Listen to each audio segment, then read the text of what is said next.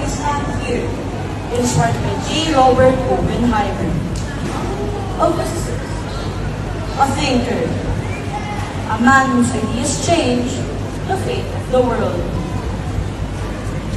Born in New York City, Oppenheimer led the Manhattan Project, creating the atomic bomb.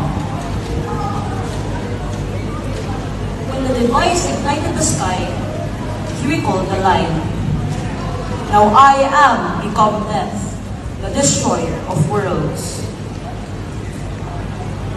Oppenheimer spent his life reminding the world that science without responsibility can become destruction. To my fellow future scientists, let us be brilliant, but also wise.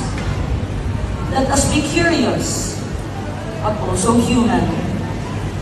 Let us create discoveries that protect life. I am Stephen Luis Araujo, representing the brilliant minds of Grade 7 Sapphire.